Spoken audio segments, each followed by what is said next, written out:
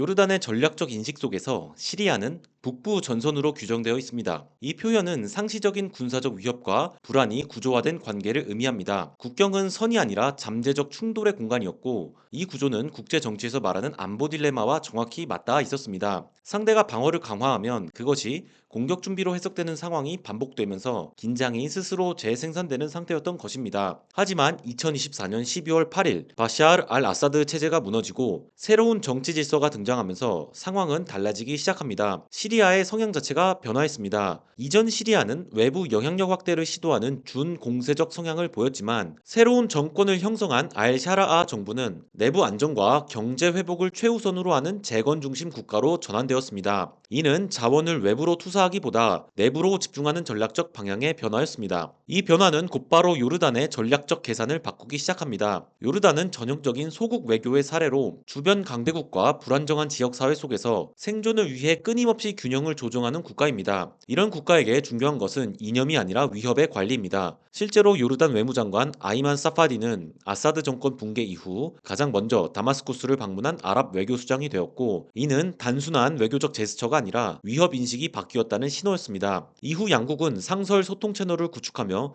관계를 빠르게 심화시켰고, 요르단은 국제사회가 신중하게 판단하던 시리아 신정부를 외교적으로 뒷받침하기 시작했습니다. 특히 유럽연합을 설득하여 제재 완화를 이끌어낸 행동은 과거라면 상상하기 어려운 선택이었습니다. 이 시점부터 양국 관계는 제도화된 협력으로 이동합니다. 관계 개선은 협력이 지속될 수 있도록 공식적인 구조를 만드는 과정입니다. 시리아 신정부 출범 이후 몇 달 만에 양국은 사상 최초로 최고협력위원회를 창설했고, 외교, 군사, 정보기관이 모두 포함된 고위급 협의 구조를 구성했습니다. 이는 단순한 협력의 수준을 넘어 장기적인 전략 관계를 설계하기 시작했다는 의미이며, 사실상 준동맹에 가까운 구조로 발전하고 있다는 신호입니다. 이 협력이 실제로 얼마나 견고한지를 가늠하게 만든 결정적인 사건이 바로 수웨이다 위기였습니다. 시리아 남부에 위치한 수웨이다는 요르단 국경과 맞닿아 있는 지역으로, 이곳에서 발생하는 불안정은 단순한 내부 문제가 아니라 곧바로 요르단의 안보 환경에 직접적인 영향을 미치는 공간입니다. 수웨이다는 드루즈파가 다수를 이루는 지역으로 역사적으로 중앙 권력으로부터 일정한 자율성을 유지해 왔습니다. 이러한 배경에서 시리아 내전 이후 신정부의 통제력이 약화되자 스스로 치안과 행정을 운영하려는 움직임이 강화되었고, 이는 중앙정부의 권위를 배제하고 분리를 지향하는 흐름으로 이어졌습니다. 이 상황에서 요르단은 분리주의 세력의 요청을 거부하고 시리아 신정부의 영토 보존을 지지하는 입장을 명확히 했습니다.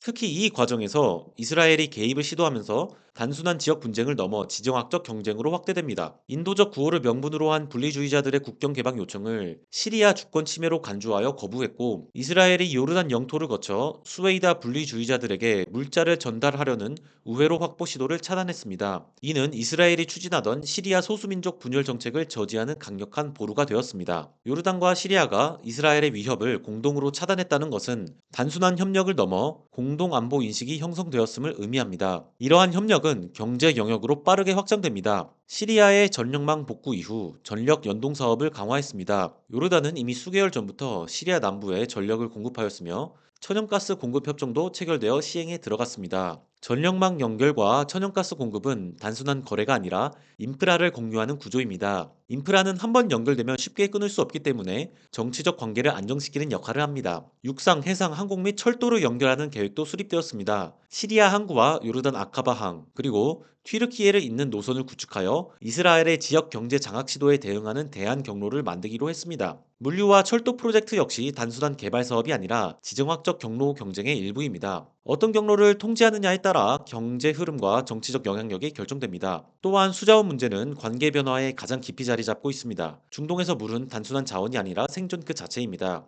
요르단은 세계에서 가장 물 부족이 심한 국가 중 하나이며, 시리아와 공유하는 야르무크 강은 핵심 수원입니다. 과거 아사드 정권은 1987년 수자원 협정을 무시하고 요르단의 물 권리를 침해해 왔습니다. 하지만 이제 시리아는 야르무크 분지의 수량을 공정하게 나누고 공동 흐름을 유지하기로 약속했습니다. 갈등의 원인이었던 자원이 협력의 기반으로 바뀌는 순간이며, 이는 공유 자원의 제도화로 설명할 수 있습니다. 마지막으로 안보 협력, 특히 캡타곤, 페네틸린 문제는 이 변화의 가장 현실적인 단면을 보여줍니다. 아사드 정권의 제4사단과 친이란 군부들이 주도하던 캡타곤 밀매는 요르단의 큰 골칫거리였습니다. 새로운 시리아 정부가 이를 단속하고 요르단과 협력하기 시작했다는 것은 국가가 다시 통제력을 회복하고 있다는 신호입니다. 그리고 이 모든 흐름의 마지막에는 더 큰 지정학적 충돌 가능성이 자리 잡고 있습니다. 요르단과 시리아는 시리아 남부에 영향력을 행사하려는 이스라엘의 시도를 국가 안보에 대한 중대한 위협으로 인식하기 시작했습니다. 특정 지역을 분리하여 약한 정치 단위로 만드는 방식은 중동에서 반복되어 온 전략인데, 이러한 시도가 현실화될 경우